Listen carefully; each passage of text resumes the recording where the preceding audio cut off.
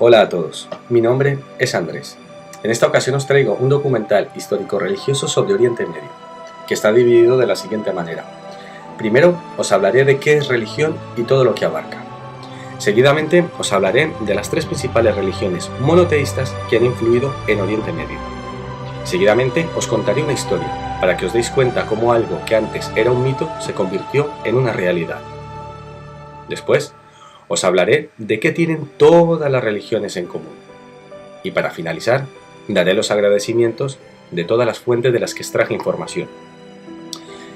La principal función de este documental es que os deis cuenta de que todos aquellos textos antiguos o textos sagrados, como vosotros le queráis llamar, tienen algo de verdad, tienen un núcleo de conocimiento muy importante, que ha sido tergiversado hasta el día de hoy.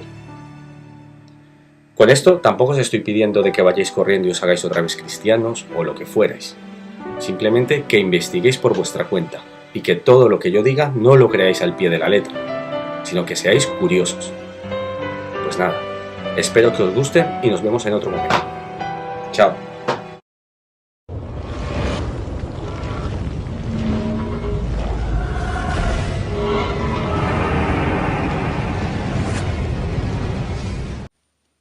¿Qué es religión? Muchos tomáis la palabra religión como un absoluto, pero en realidad religión pertenece a un saco de palabras que forman otra que es igual de importante. Esta es la magia. ¿De qué está compuesta la magia? Pues de religión, filosofía, algunos procederes e incluso los colores. ¿Y quién practica la magia? Pues los magos. Vamos a ver, según la RAE, ¿qué es un mago?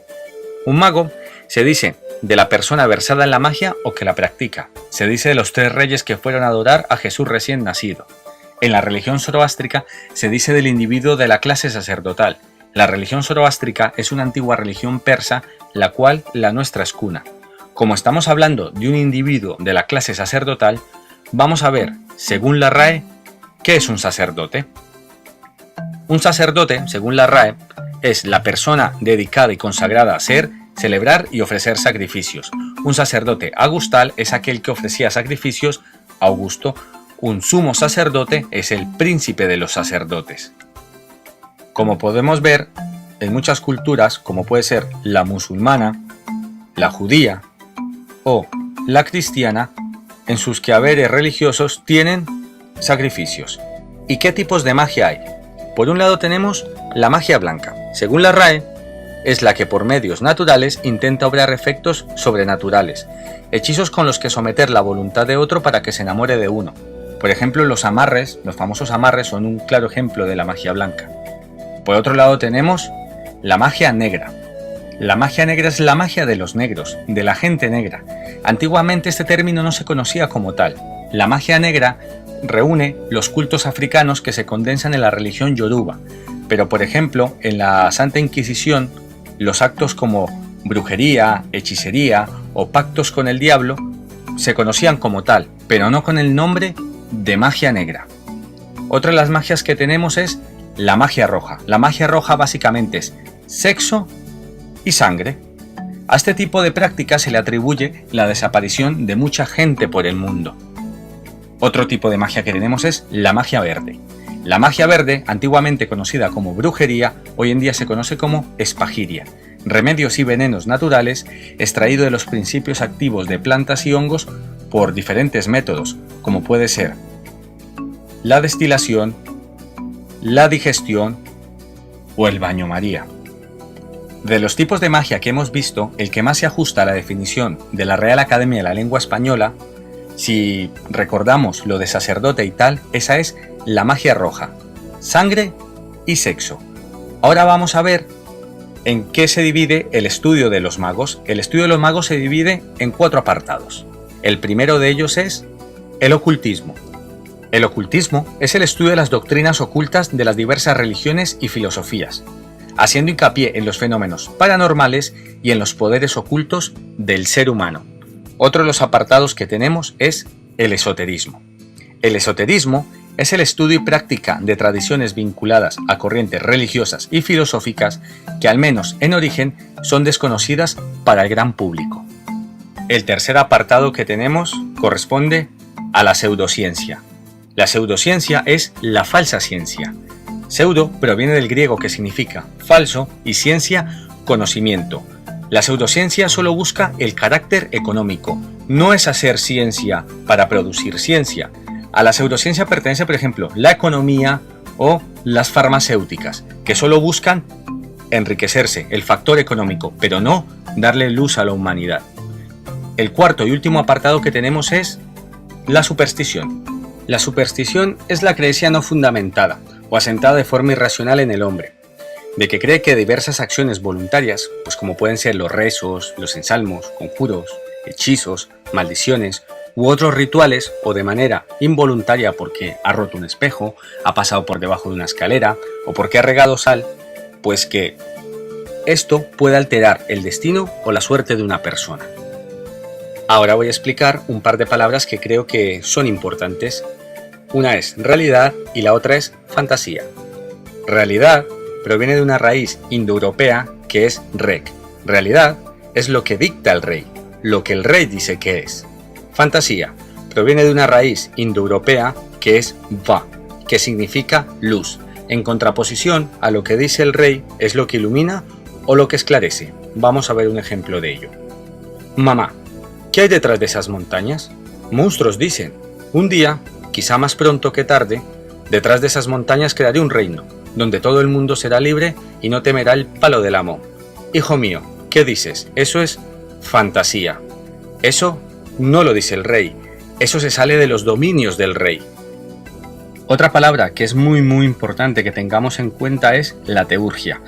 La teurgia es una práctica mágico-religiosa que consiste en que por medio de invocaciones, sacrificios, se contacta con entidades metahumanas. Y estas entidades metahumanas le ofrecen un favor a quien las contactó. Como estamos hablando de que es una práctica mágico-religiosa, pues vamos a ver, según la RAE, ¿qué es religión? Religión es el conjunto de creencias o dogmas acerca de la divinidad, de sentimiento de veneración y de temor hacia ella, de normas morales para la conducta individual y social de prácticas rituales, principalmente la oración y el sacrificio para darle culto. Pues como podemos ver, magia y religión es lo mismo. Y ya que estamos hablando de oración, pues oración, según la RAE, es la súplica, deprecación, ruego que se hace a Dios o a los santos. Dicho de una manera más literal es obra de elocuencia, razonamiento pronunciado en público a fin de persuadir a los oyentes o mover su ánimo. Pues ya que hemos definido lo que es religión y todo lo que abarca, pues vamos a ver dónde está ubicado Oriente Medio. Esta es la zona del planeta que ocupa Oriente Medio y es una tierra muy importante estratégicamente y a su vez es una tierra muy importante esotéricamente. Si nosotros, por ejemplo, trazamos una recta desde Inglaterra hasta la India y otra recta que vaya desde África hasta el norte de Siberia, el punto donde convergen estas dos rectas es Oriente Medio. Ahora empezaremos a hablar de las tres principales religiones monoteístas que han influido en Oriente Medio. Primero empezaremos hablando del judaísmo, seguidamente hablaremos del cristianismo y para finalizar hablaremos del islam. Vamos a empezar con el judaísmo, pues porque es la más antigua de las tres, así que empecemos con el pueblo judío. Se cuenta en los primeros 5 libros de la Biblia, conocidos como el Pentateuco, que había un hombre llamado Abraham, que un día se estaba pegando su paseo dominical por la montaña y Yahvé se comunicó con él, y los dos hicieron un pacto. Yahvé le prometió unas tierras, que se conocen con el nombre de las tierras de Canaán, y le dijo: Abraham, reúne a tu pueblo y parte hacia aquellas tierras que yo te prometo. Y efectivamente, así lo hicieron. Partieron desde la ciudad de Ur, en Caldea, a orillas del Golfo Pérsico, hacia aquellas tierras prometidas de Canaán. La otra parte del trato era que los hebreos se tenían que olvidar de aquellos dioses de piedra y de madera tallada, y solo podían adorar a un Dios único. Ese es el Dios Yahvé. Las tierras de Canaán eran unas tierras muy fértiles y muy bien ubicadas, disputadas al este por Babilonia y al oeste por Egipto.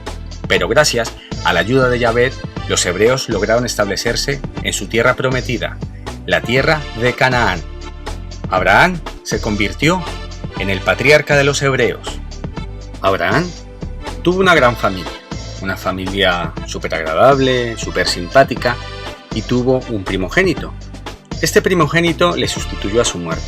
Su nombre es Isaac. Isaac también tuvo una gran familia y también tuvo un primogénito. Su nombre es Jacobo. Jacobo se caracterizó por haber tenido 12 hijos. Estos 12 hijos, todos, sin excepción, fueron patriarcas en su tierra y a la vez tuvieron más descendencia. De esta manera se crearon las famosas 12 tribus de Israel. Los hijos de Jacobo, que todos ellos a su vez eran bisnietos de Abraham, había uno que sobresalía por encima de todos, y este es José. José tenía la peculiaridad de saber interpretar los sueños, y una noche soñó que sus hermanos se arrodillaban y le adoraban, así que decidió contárselo, lo cual fue un gran error, ya que eso generó muchas envidias entre ellos, así que decidieron atarlo, tirarlo a un pozo y venderlo como esclavo a Egipto. Y efectivamente, en Egipto fue esclavizado y encarcelado. Pero su talento para interpretar los sueños no pasó desapercibido. Tal era su fama que llegó a oídos del faraón.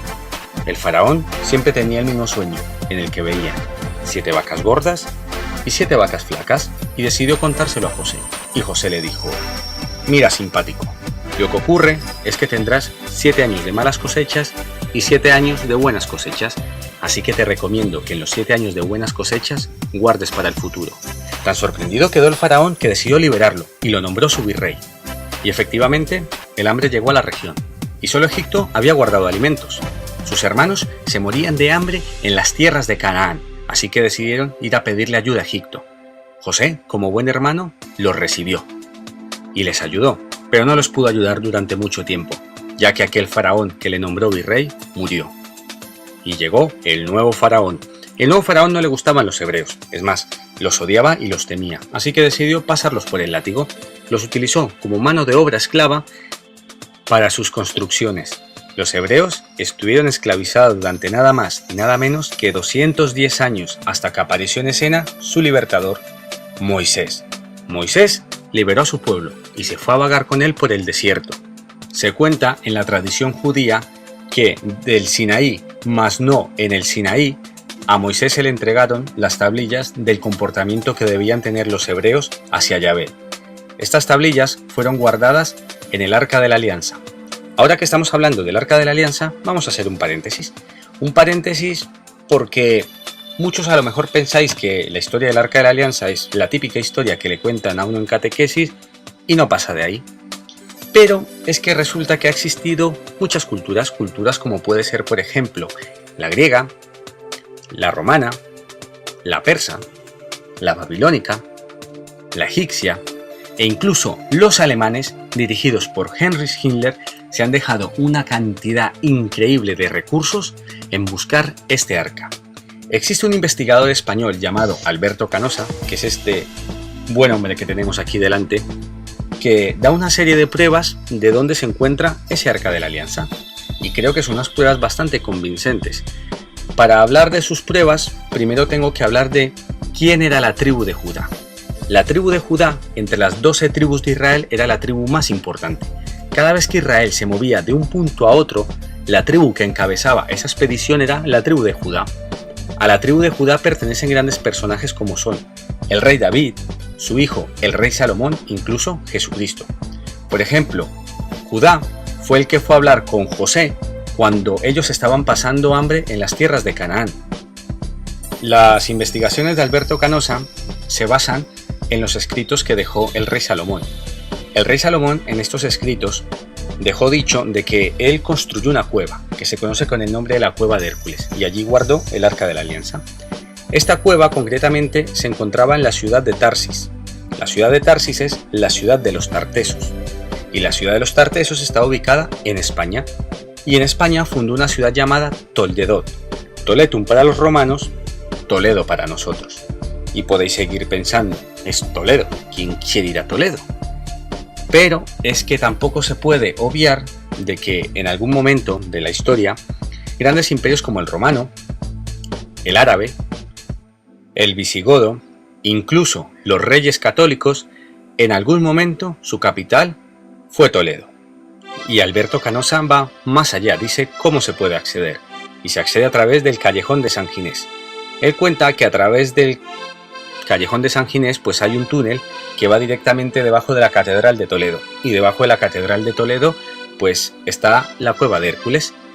Y es que sobre esta cueva recae una profecía que dice que cuando sea vista por tercera vez la Cueva de Hércules, la Iglesia Católica caerá. La primera vez fue vista por el rey visigodo Rodrigo. La segunda vez fue vista por el cardenal Siliseo. Y se supone que la tercera vez será vista en este tiempo. Eso es lo que predice. ¿Y por qué caerá la Iglesia Católica? Pues porque resulta que dentro de esa cueva se encuentran determinadas cosas, determinados objetos que haría que pues, el paradigma actual que tenemos sobre la religión pues, se quedara atrasado y no serviría pues, absolutamente de nada. Y podéis seguir pensando. Es una profecía, Dios mío. ¿Qué persona con 2 dedos de frente se va a creer esa cantidad de tonterías? Bueno, pues a lo mejor tú no te crees, pero el Vaticano se lo toma muy pero que muy en serio. Tan en serio se lo toma que yo estoy segurísimo que muchos de vosotros no lo sabéis, pero donde se encuentra la Catedral de Toledo y sus alrededores, eso no pertenece a España, eso pertenece al Vaticano. Aquí tenéis una prueba de ello, la bandera del Vaticano compartiendo soberanía con la bandera de España y de fondo la Catedral de Toledo. Es un tema muy interesante para todo aquel que lo quiera averiguar. Bueno, volvemos al camino en el que nos habíamos quedado. Nos habíamos quedado en que Moisés liberó a su pueblo. Del Sinaí le entregaron las tablillas del comportamiento que tenían que tener los hebreos hacia Yahvé. La guardaron en el Arca de la Alianza y siguieron vagando por el desierto. Moisés murió y los hebreos llegaron a las tierras prometidas de Canaán. Los hebreos no tenían rey, así que un sabio llamado Samuel nombró a Saúl el rey de los hebreos. Saúl intentó pacificar la tierra de Canaán derrotando a los amonitas y a los moabitas, pero no pudo derrotar a los filisteos. Hasta que apareció en escena un joven pastor llamado David, que derrotó al mejor luchador de los filisteos, un gigante llamado Goliat. Lo derrotó con una honda, pegándole una pedrada entre los ojos. De esta manera David se convirtió en el rey David. Derrotando a los filisteos pacificó las tierras de Canaán y puso su capital en Jerusalén. David tuvo un segundo hijo, muy famoso, conocido como el rey Salomón. El rey Salomón es el de la Cueva de Hércules, recordarlo. El rey Salomón fue el que construyó el templo de Jerusalén y se caracterizó por su enorme inteligencia, también por su excelente diplomacia. Supo evitar todas las guerras que asolaban sus territorios. Pero claro, el rey Salomón no iba a vivir para siempre. Así que cuando llegó la hora de su muerte, los hebreos tuvieron un gran problema porque no sabían convivir entre sí y se disputaban entre ellos todos los territorios, hasta que llegaron a tomar la decisión de dividir el imperio en dos. Al sur, el reino de Judá y al norte, el reino de Israel. El reino de Israel duraría más o menos unos 200 años, hasta que apareció en escena el rey sirio Sargón II, quien tomó la capital Somaria y disgregó a todos los hebreos por el mundo conocido. El reino de Judá duraría un poco más, hasta que apareció en escena el rey Nabucodonosor II, quien tomó la capital Jerusalén, destruyó el templo y se llevó prisioneros a todos los hebreos a su tierra, en Babilonia. Esto en la Biblia se conoce como la primera diáspora. Los hebreos tuvieron que esperar más o menos unos 50 años hasta que aparecieron los persas, quienes derrotaron a los babilonios y los hebreos pudieron volver a sus tierras prometidas y reconstruir el templo. Pero no les duraría mucho la alegría, ya que apareció en escena el gran conquistador macedonio Alejandro Magno, quien derrotó definitivamente a los persas en la batalla de Gaugamela. A la muerte de Alejandro, su imperio quedó disgregado, pero no pasó nada porque apareció en escena otro gran imperio. Este es el fabuloso Imperio Romano.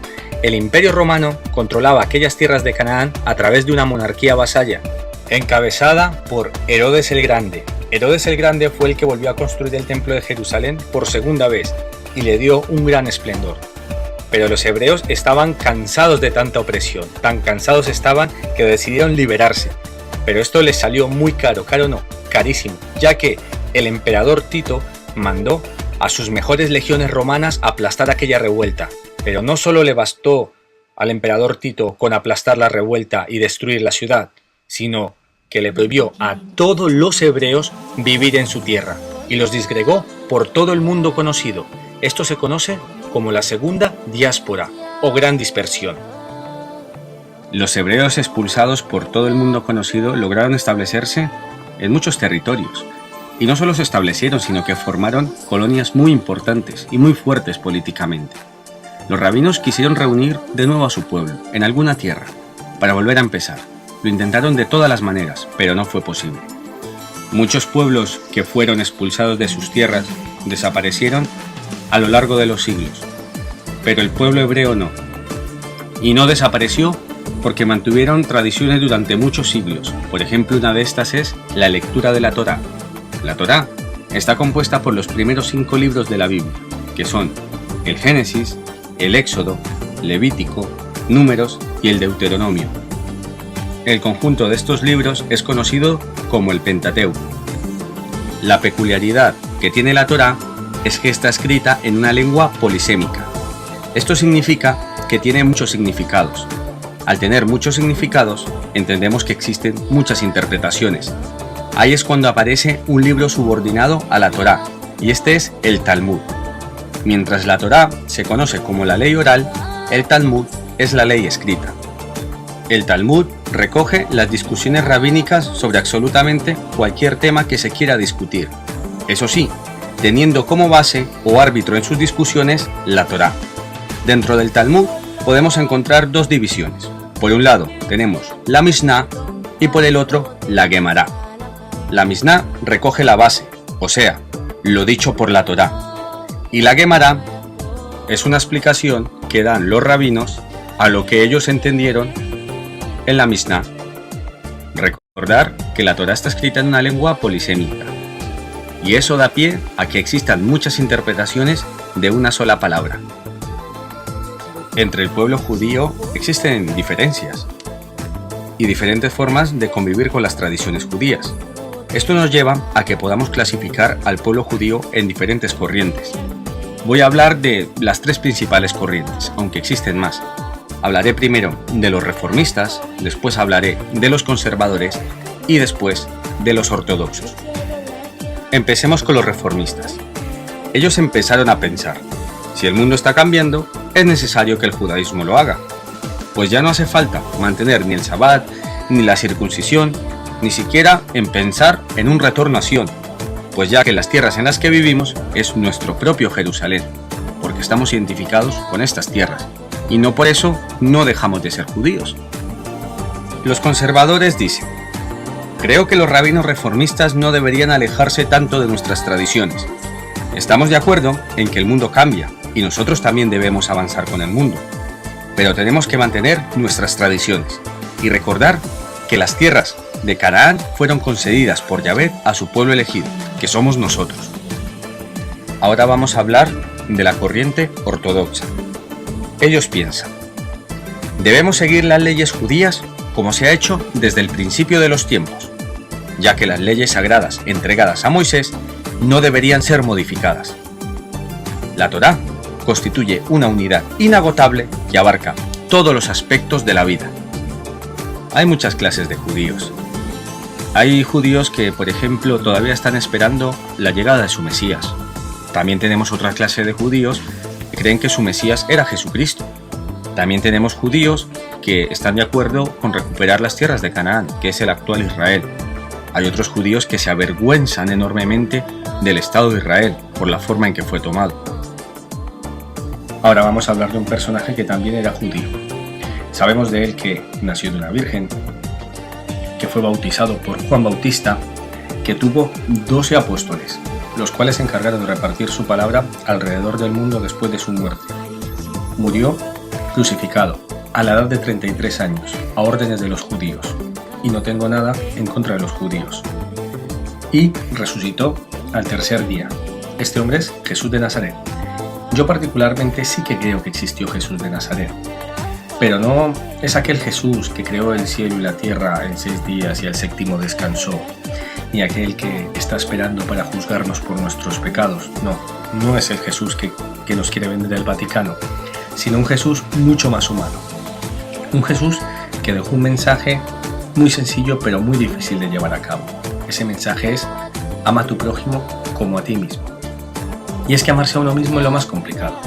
Si nos quisiéramos a nosotros mismos, dejaríamos de proyectar nuestros miedos, fracasos, defectos en la crítica hacia los demás. Como bien decía Jesús, cuando señales a una persona para criticarla, recuerda que los otros 3 dedos de tu mano te apuntan a ti. Si queréis darle una segunda oportunidad a conocer otro Jesús, aparte del que nos enseñó el Vaticano, os recomiendo los libros de este hombre, de Juan José Benítez, concretamente los libros del Caballo de Troya. Ahora vamos a ver cómo el mensaje manipulado de Jesús dio pie a la creación del cristianismo. El cristianismo se divide en 3 ramas. La principal de ellas es el catolicismo. El catolicismo es dirigido por el Vaticano. El Vaticano decide qué corriente ideológica tienen que llevar sus feligreses y tienen un gran abanico de adoración a santos y a imágenes.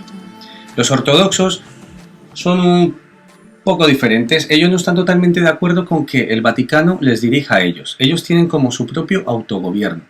Y tienen varias diferencias. Por ejemplo, una de ellas es que sus curas sí que se pueden casar, siempre y cuando lo hayan hecho antes de ejercer el sacerdocio. Pero más adelante veremos dónde se han separado, para que quede más claro. La tercera y última corriente son los protestantes. Los protestantes son creados por Martín Lutero, y ellos no están nada de acuerdo con lo que dice el Vaticano. Mas, sin embargo, ellos sí que siguen las tradiciones dejadas por la Biblia. Ahora vamos a ver cómo ha influido el cristianismo en Oriente Medio.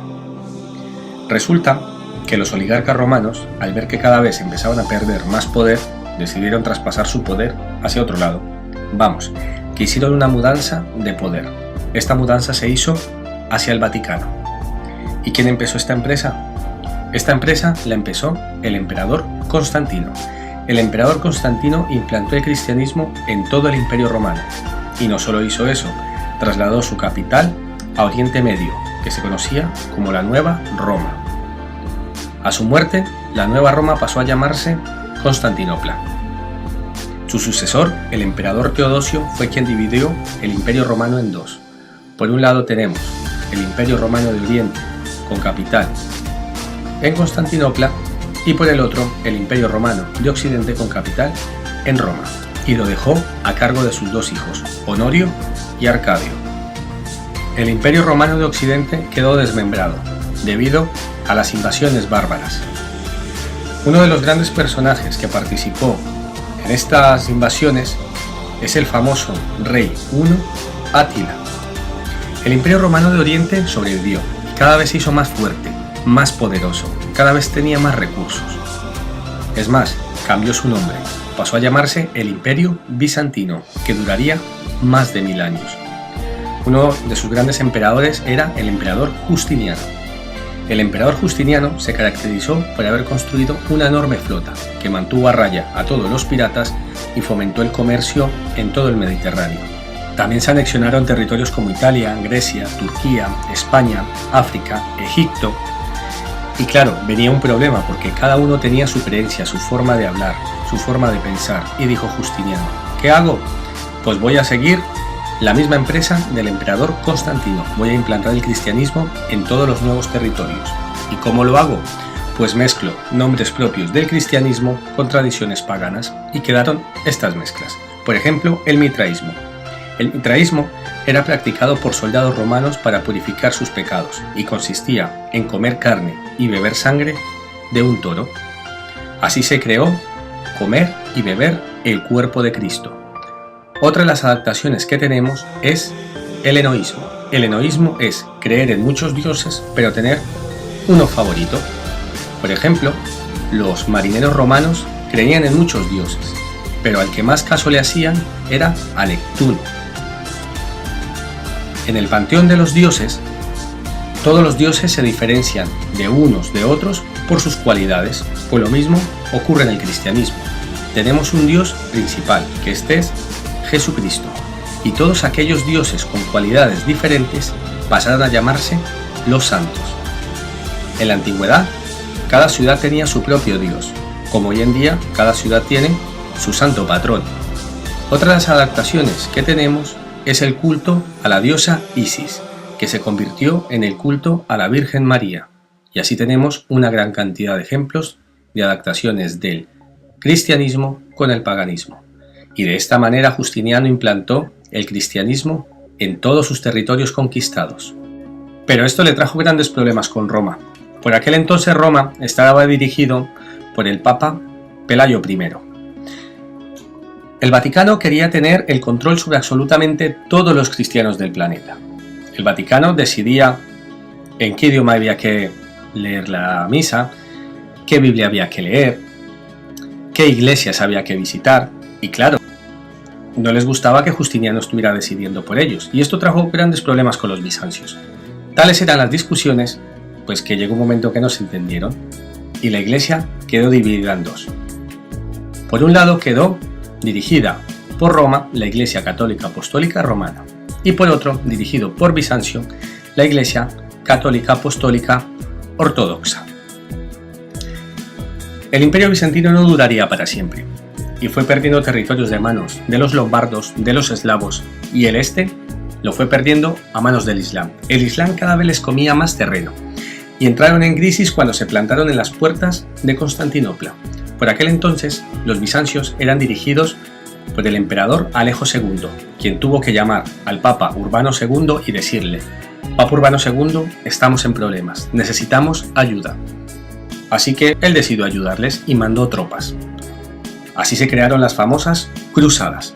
El Papa Urbano II les dijo: tenéis que ir a liberar la Tierra Santa de manos del Islam, y todo aquel que muera en esa guerra santa tendrá el paraíso asegurado. Y así lo hicieron, enviaron una enorme cantidad de tropas en varias cruzadas para volver a reconquistar la Tierra Santa, la tierra de Jerusalén. Pero una vez que se encontraron en Jerusalén pensaron: pues ya que estamos aquí, ¿por qué no tomar la ciudad de Constantinopla y acabar con el Imperio Romano de Oriente? Y así lo hicieron. El Vaticano tomó Constantinopla, pero no durante mucho tiempo, más o menos unos 60 años, Roma pudo dirigir Constantinopla, hasta que llegaron los turcos, que tomaron la ciudad. Después de tomar la ciudad le cambiaron el nombre, pasó a llamarse Estambul. Esto supuso un grave problema para los cristianos, porque aquella ruta de comercio que comunicaba Oriente con Occidente pasaba a estar a manos del Islam. Aquel puente comercial se rompía totalmente para los cristianos. Los cristianos desesperados intentaron buscar nuevas rutas de comercio.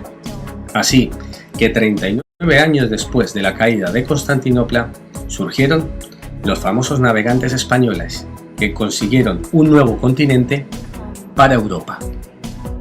Ahora vamos a hablar de un personaje que fue muy influenciado por el cristianismo y por el judaísmo.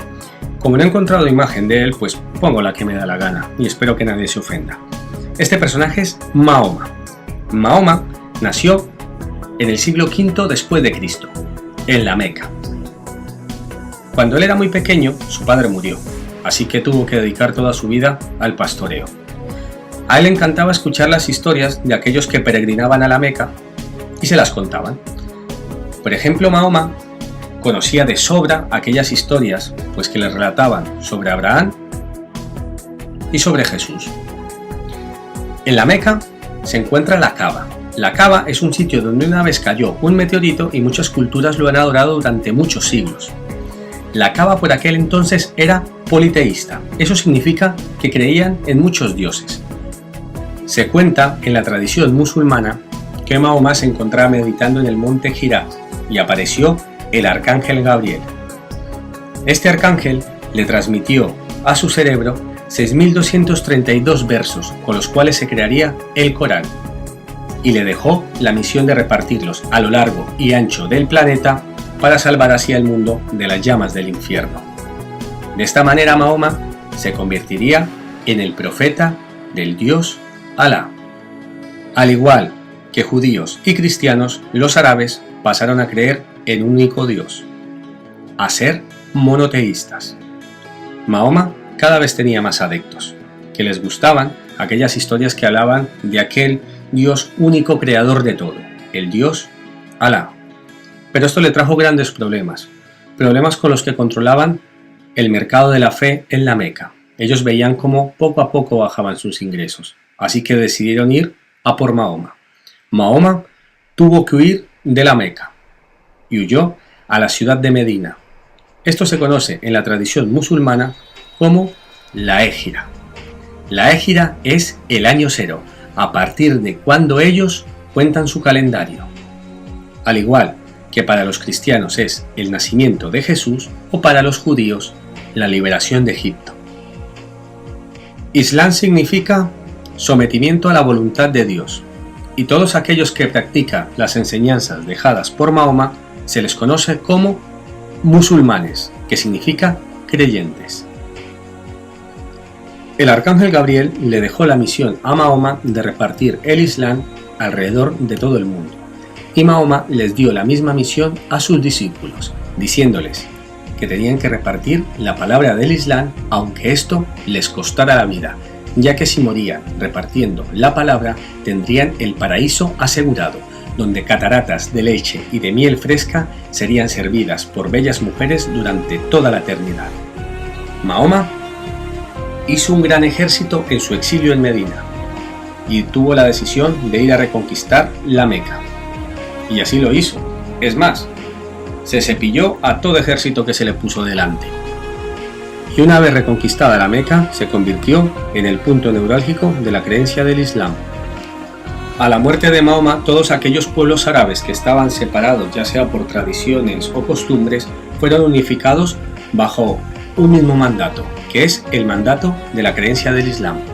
Ahora, con la muerte de Mahoma, os voy a explicar cuáles son las divisiones del Islam. El Islam se divide principalmente entre chiíes y suníes. En los albores de la historia del islamismo hubo una discusión, la política sobre quién debía guiar a la comunidad musulmana. Los musulmanes, hoy denominados chiíes, opinan que los descendientes biológicos del profeta deberían liderar el Islam, y quienes en la actualidad son conocidos como creyentes suníes consideran a su vez que las personas más idóneas eran las llamadas a dirigir. Ahí es donde viene la gran separación entre chiíes y suníes. Los territorios árabes eran dirigidos por los califas. Esto significa vicario de Dios, y a su vez ellos tenían alguien a su cargo, que eran conocidos como los emires, que controlaban vastos territorios. Habían territorios muy alejados de la mano del califa que eran controlados por los famosos sultanes. Las construcciones árabes, que tendían a ser torres bastante altas, siempre están enfocadas hacia el mismo sitio, siempre se dirigen hacia la Meca. De esta manera, todos los musulmanes saben en qué dirección tienen que rezar 5 veces al día. Una vez finalizadas las guerras entre los pueblos árabes, llegó el esplendor de esta cultura y llegó de mano de los abasidas. Los abasidas, una de las principales cosas que hicieron fue trasladar la capital de la Meca hacia Bagdad. Una vez que se establecieron en Bagdad, absorbieron los mejores conocimientos de todos los territorios conquistados y fueron grandes maestros de muchas disciplinas. Una de las peculiaridades que tienen los musulmanes es que ellos no dibujan sus figuras religiosas como lo pueden hacer los cristianos, y hubo un gran intercambio entre el arte arabesco y el arte cristiano. Ese intercambio lo podemos ver hoy en día en prácticamente cualquier área, como puede ser nuestro idioma. Nosotros tenemos un montón de palabras árabes. También nos dejaron otro gran legado, y este es el álgebra, que significa cálculo. Y muy importante, nos dejaron su sistema numérico, que fue dividido en unidades, decenas, centenas, unidades de 1000. También nos dejaron grandes aportes en física, química y en astronomía. Pero claro, el imperio musulmán no duraría para siempre, y la capital, Bagdad, cayó en manos del nieto de Gengis Khan. Aunque cayó Bagdad, se mantuvieron otros grandes reinos musulmanes, como pueden ser por ejemplo los fatimí en el norte de África, o por ejemplo los otomanos en Estambul. Los musulmanes también fueron expulsados de la península ibérica en 1942 y fueron expulsados de mano de los famosos reyes católicos. Los musulmanes más adelante intentaron volver a crear un gran imperio, pero fueron frenados por los cristianos en la famosa Batalla de Lepanto, encabezada por la Marina española. En esta batalla participó el famoso escritor español Miguel de Cervantes. Desde los áridos desiertos hasta los majestuosos palacios, los musulmanes han dejado una huella imborrable en nuestra historia y por eso hay que tenerles gran respeto. Ahora os voy a contar qué tienen todas las religiones en común, porque todas las religiones tienen algo en común, un núcleo de verdad. Pero antes de empezar, os quiero contar una historia para que os deis cuenta cómo algo que en un principio era un mito se convirtió en una realidad. Y así os deis cuenta de lo compleja y fascinante que es la historia. Nuestra historia rara en un tiempo en el que los dioses convivían, conversaban con los humanos. En el siglo VIII a.C., el genial poeta épico Homero recogía esta historia y la recoge en una obra llamada La Ilíada. En esta obra se cuenta que existían 3 diosas que pugnaban por ser las más bellas del mundo, tanto en el panteón de los dioses como en la tierra de los humanos. Estas diosas tenían nombre. Era Afrodita y Atenea. Las 3 pugnaban por ser las más bellas del mundo y querían la opinión de un humano. En consecuencia, eligieron a Paris, uno de los 50 hijos del legendario rey Príamo, el rey de Troya. Paris no se decidía, no se decantaba, ni por una ni por otra. Pero en esto, la pérfida Afrodita, la bellísima Afrodita, sobornó al joven. Ella sabía que Paris estaba enamorado de la reina espartana Helena. Helena, la mujer de Menelao, del rey Menelao. Afrodita le dijo: si tú me escoges a mí, yo conseguiré el amor eterno de Helena hacia ti.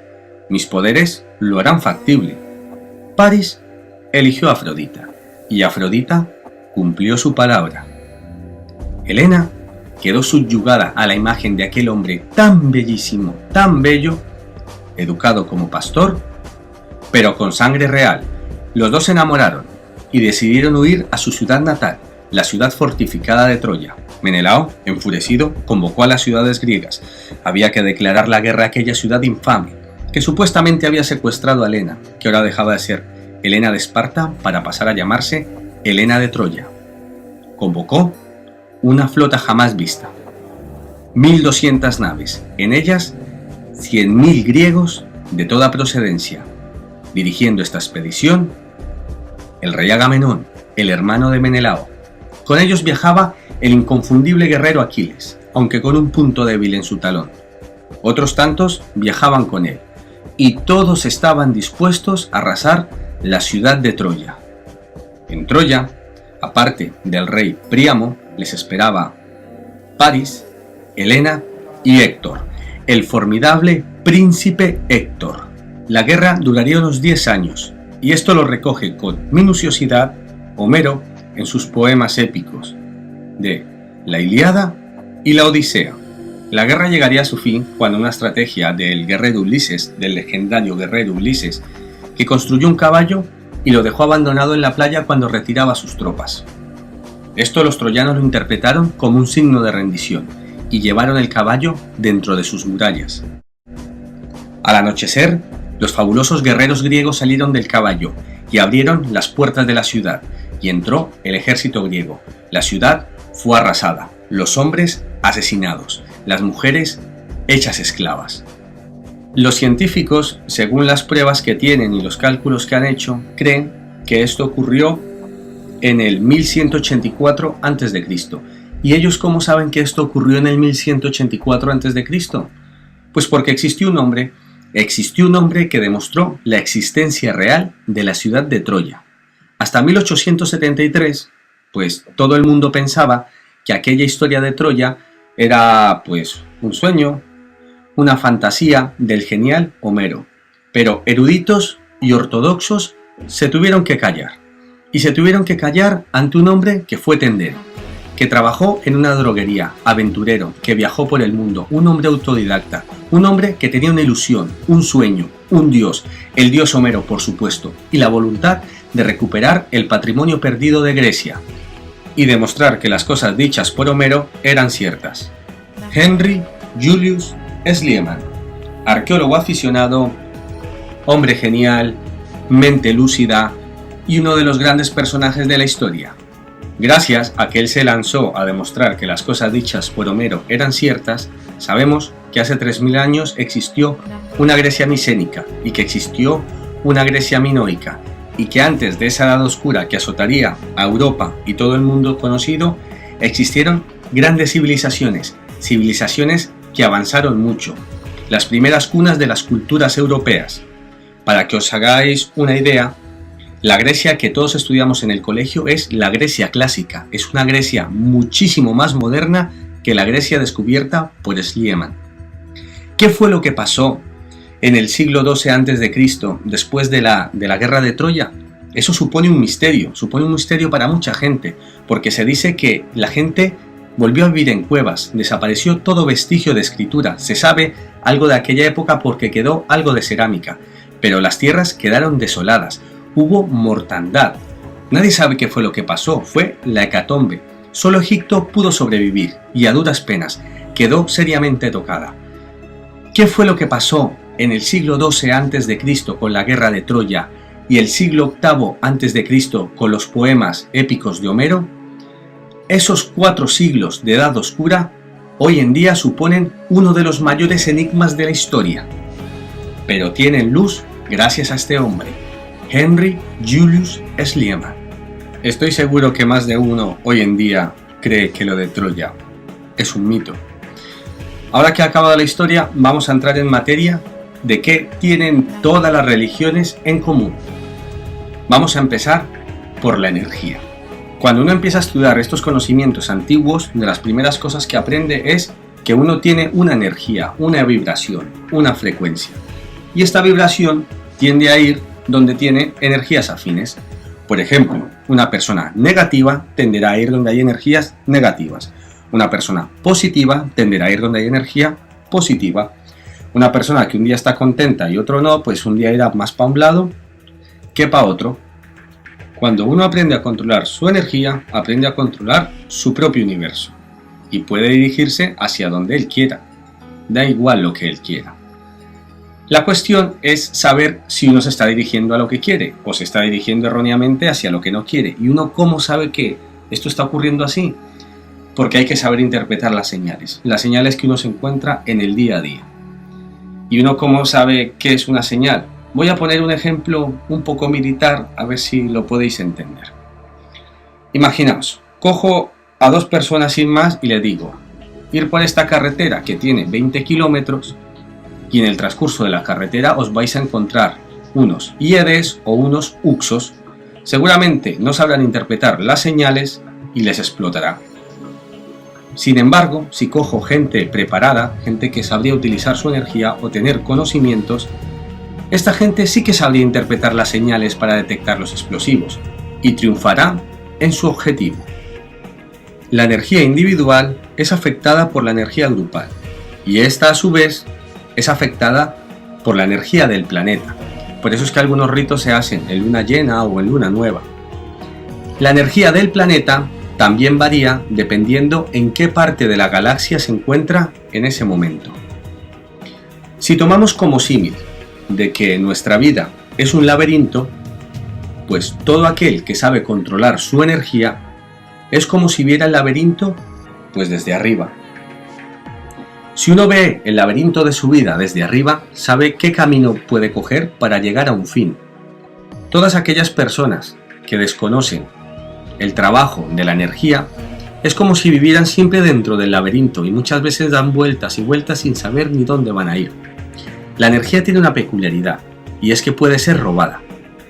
Resulta que la energía humana es muy fuerte y es utilizada pues por muchas entidades metahumanas. Y la cuestión es que nuestra energía puede ser robada sin que nosotros nos demos cuenta. ¿Y esto cómo se hace? Pues antiguamente a la gente se le llevaba pues a los templos, a los monasterios y cosas por el estilo. Pero hoy en día ha variado, ha evolucionado. Estos templos, estos monasterios se han vuelto más atractivos para la gente, y donde se congrega toda esa gente se nos puede robar la energía. Somos el Cordero de Dios, o de alguna entidad metahumana, que quién sabe para qué quiere nuestra energía.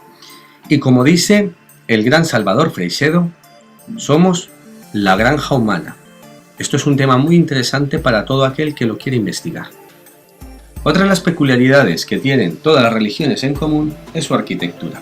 Aquí podemos ver, por ejemplo, las pirámides sumergidas de Japón. Son estructuras colosales. También tenemos pirámides en China. Aquí tenemos las pirámides de Gizeh, Nichiren, Keops y Kefren. También tenemos pirámides en Centroamérica. Tenemos con otro estilo. Aquí, por ejemplo, tenemos la de Teotihuacán.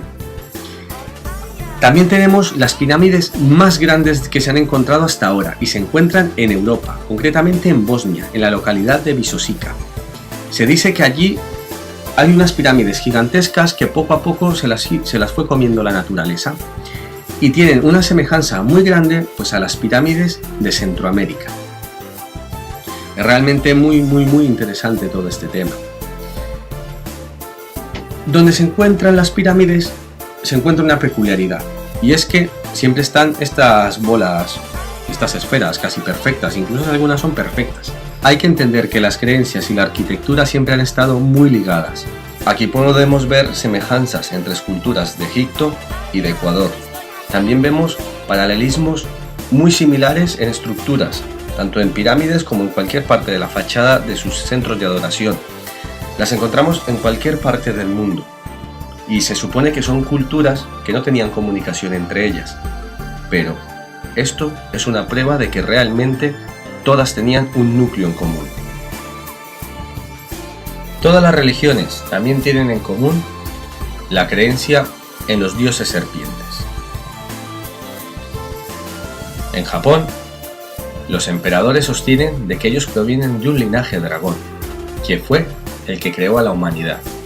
En Australia, los antiguos sostienen de que la humanidad fue creada por la diosa serpiente Arco Iris. La diosa serpiente Arco Iris vive bajo la tierra y desde allí controla a la humanidad. En China, la que creó a la humanidad se conoce con el nombre de Nu-Kua. La diosa serpiente Nu-Kua se mezcló con el hombre y de ahí venimos nosotros. En la India, estos dioses reptiles reciben el nombre de Ganas. Los Ganas crearon a la humanidad. Y no solo eso, sino que sembraron la realeza. También cuentan que estos dioses reptiles no siempre se portan bien con nosotros, que incluso nos comen. Aquí tenéis, este es el símbolo que pertenece a la Brigada de Caballería Española, y es una serpiente comiéndose una persona. También la encontramos en la serpiente emplumada de Quetzalcóatl, que también se está comiendo a una persona. En Oriente Medio también tenemos dioses reptiles. Y esto recibe el nombre de Anunnakis. Anunnakis significa de los que bajan del cielo a la tierra. Y ellos fueron los que crearon a la humanidad. En Europa también tenemos dioses reptiles. Fue la serpiente que le entregó el fruto prohibido a Eva. En África, estos dioses serpientes reciben el nombre de Chitauris. Los Chitauris fueron quienes crearon a la humanidad. En Centroamérica, los mayas tienen la diosa serpiente Kukulcán. También en Centroamérica, los aztecas tienen la diosa serpiente Quetzalcóatl. En Norteamérica, los indios Hopi sostienen de que ellos fueron creados por una diosa serpiente. La serpiente aquí la vemos en el caduceo del dios Hermes. También la vemos en la Organización Mundial de la Salud, en el símbolo de ETA y aparece en todos los símbolos de las farmacias. Ahora vamos a hablar de cómo el conocimiento antiguo se ha escondido en parábolas y en símbolos. En esta ocasión vamos a hablar concretamente de los alquimistas. Los alquimistas tuvieron que esconder todo su conocimiento debido a la persecución de la Iglesia. Los alquimistas tienen fama de que pueden transformar el plomo en oro. Y yo particularmente sí que creo que pueden hacerlo. El oro viene de las montañas y allí se mezcla, pues por ejemplo, el cobre, el hierro, el azufre y pasados muchos años pues se convierte en oro. los alquimistas lo que hacen es acelerar este proceso en sus laboratorios. Pero ellos dicen que realmente transformar plomo en oro no es lo importante, sino que cuando uno lo consigue, el que se transforma es la persona, ya que entiende perfectamente cómo funciona la naturaleza y eso es realmente lo importante. Se puede estudiar alquimia. El problema es encontrar verdaderos tratados alquímicos y aparte de eso saber interpretarlos, ya que ellos todas sus fórmulas o elementos de las fórmulas los esconden bajo símbolos. Vamos a ver un ejemplo de ello para que os quede más claro. Por ejemplo, si en una iconografía nos encontramos un dragón o una serpiente, se está refiriendo al antimonio. Si tiene cosas que ver con la guerra, como puede ser Hades o Shiva, se está refiriendo al hierro. Si aparecen cosas que tienen que ver con el mar, se refiere a un elemento salado. Cuando aparecen palos de todo tipo, esto quiere decir que hay azufre. Cuando hay agua roja, eso significa que es la destilación de los metaloides. Cuando aparecen alas de cualquier tipo, se refiere a un vapor volátil. Ahora vamos a ver esta imagen. Aquí podemos ver palos, que representa azufre. También podemos ver un dragón, que es el antimonio, y de fondo vemos una cueva. La cueva representa un matraz. Eso significa que en un matraz tendremos que tener azufre y antimonio. También si aparece un tridente, esto es que hay tres materias en una. O si aparecen cuernos, simboliza que es un componente fijo en esa fórmula. Y así existe mucha verdad escondida entre símbolos. Por eso hay que entender las reglas del juego para poder jugar con ellos. Ahora vamos a ver cómo los idiomas modernos no conservan la esencia de los idiomas antiguos. Si nosotros cogemos los libros antiguos escritos en hebreo, con los cuales se hizo la Biblia, podemos encontrar que aparece esto, que significa Bereshit bara Elohim, que la traducción que le quisieron dar fue en el comienzo Dios crea, pero una traducción más literal dice en sabiduría Elohim crea. Si cogemos la palabra Elohim, nos damos cuenta que hay dos partes muy importantes. La primera es El, que significa Dios, masculino. La siguiente es Eloah, que significa diosa, femenino. Por lo tanto, quiere decir que en sabiduría, dioses y diosas crean. Tiene las dos partes, masculino y femenino. En contraposición a lo que se piensa del viejo barbudo y gordillo que creó a la humanidad, Dios aparece en las primeras partes de la Biblia como un ser andrógeno, compuesto tanto de un lado masculino como de un lado femenino. Aquí lo podemos ver en el hinduismo. También lo podemos ver en los aztecas, con Ometocutli. Antiguamente, los ángeles también eran interpretados así. Los ángeles eran dibujados con las dos polaridades, tanto masculino como femenino. Es importante entender la armonía de estas palabras y ver que somos una armonía, no una separación. Entre los ángeles que ayudaron a la creación de la humanidad, hay uno que destaca, que es Yahová, que no hay que confundir con Jehová. Yahová también tiene una peculiaridad en su forma de escribir. Vamos a verlo. Yahová está compuesta de 4 letras, que son Yod, He, Ba y He, en la que Yod significa varón o falo, y He significa hembra o femenino. Por lo tanto, también contiene las dos partes, masculino y femenino.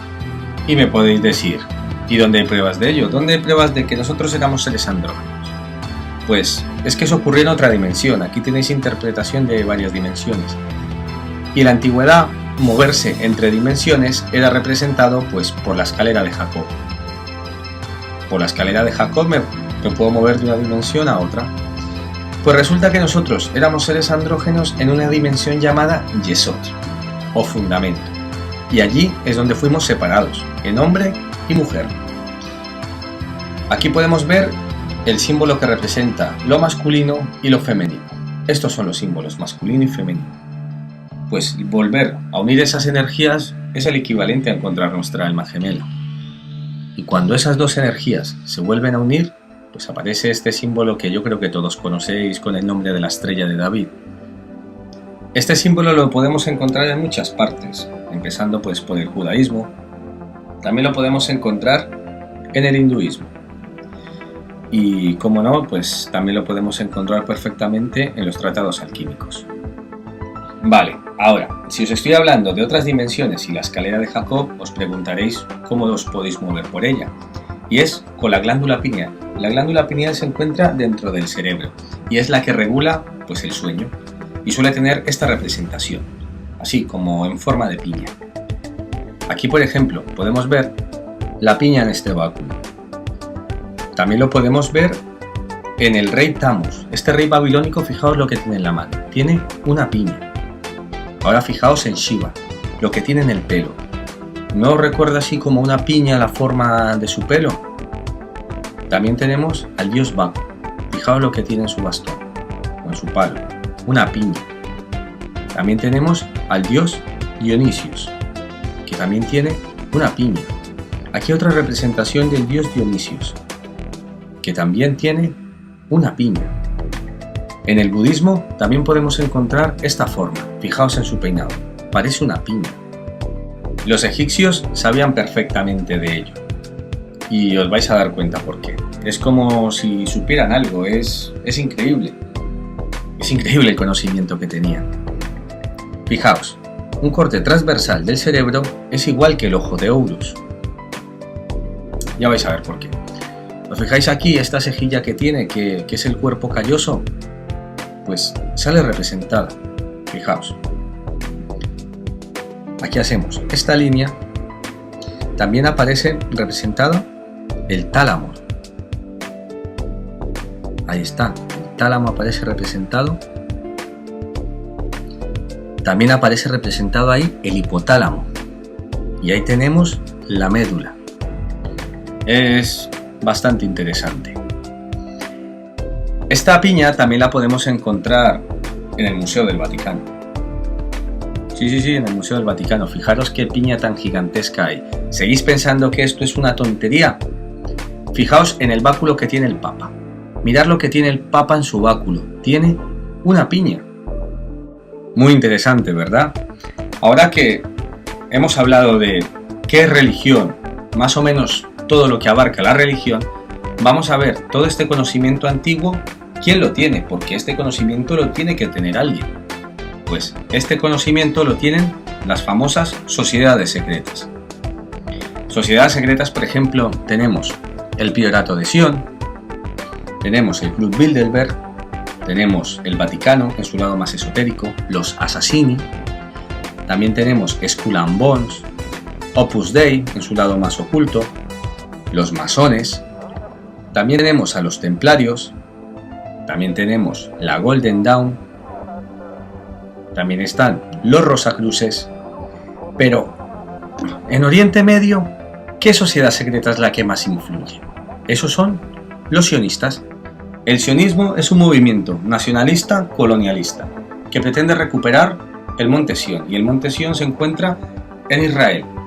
Pero el problema es que como los judíos habían sido expulsados de las tierras de Canaán, a estas alturas ellos ya no tendrían derecho a esas tierras. Es como si vinieran de repente a España los visigodos y dijeran que como ellos estuvieron aquí, pues van a recuperar otra vez la península ibérica. Los sionistas se escudan en sus acciones detrás del antisemitismo y siempre ponen como excusa el famoso Holocausto, que realmente lo han exagerado un montón. Mataron judíos, pero no tantos como ellos dicen. Estos judíos pertenecen a la tribu de Dan. Como ya os conté, cada vez que Israel se movía de un punto a otro, la tribu que encabezaba esa expedición era la tribu de Judá. Pero la tribu que mantenía la retaguardia, esa es la tribu de Dan. Es más, en la Biblia se dice que el anticristo vendrá de esta tribu, de la tribu de Dan. Estos sionistas poseen un gran poder, dirigen muchas corporaciones. Y es más, dejan plasmada su firma sin ningún problema. La podemos ver, por ejemplo, en los Juegos Olímpicos. Aquí tenéis los de Beijing. Se lee la palabra Sion. Incluso en los de Londres también se lee la palabra Sion. Ellos consiguieron apoderarse de las tierras de Israel porque ellos aportaron para crear la ONU. Ellos mismos ayudaron a crear la ONU. Y ellos se autodieron esas tierras. Es más, Estados Unidos tiene un montón de congresistas que son israelíes con nacionalidad estadounidense. Por eso es que Estados Unidos hace todo lo que dice Israel. Su poder es increíble, pero no todos los judíos son iguales. Hay un montón de judíos que intentan desmarcarse del sionismo y quiere que la gente entienda que no es lo mismo sionista que judío. Es que no lo son. Ellos quieren vivir en paz su creencia, pero son salpicados constantemente por esta gente, por los sionistas. Realmente existen judíos que una de sus mayores ilusiones en esta vida es poder estar todos juntos en Oriente Medio viviendo en paz. Bueno, espero que os haya gustado y que os haya dado de qué pensar, pero no me puedo ir sin antes agradecer de todas aquellas fuentes que cogí la información. Hay un dicho que dice que los sabios son sabios porque cuando habló alguien más sabio supieron estar escuchando. Y yo quiero agradecerle a esos sabios. Empezaré por José Luis y Javier Pérez Nieto de mundodesconocido.es. También el equipo de trabajo de John Doe de mundoconmisojos.es. Martín Armada de radioliberadablogspot.com. Daniel Stulin de danielstulin.com. Luis Carlos Campos de contraperiodismomatrix.com. Rafael Palacios de rafapal.com, Juan José Benítez de jjbenitez.com, Alberto Canosa de albertocanosablogspot.com. También agradecerle a Rincón Paranormal blogspot.com, pero no sé quién la dirige. De todas formas, gracias. A la editorial Sol 90, también gracias. Y que no se me olvide a mi querido Ejército de Tierra Español. A todos ellos, muchas gracias, y también a los que me estéis escuchando, y os deseo un muy buen despertar de conciencia a todos. Hasta otra, chao.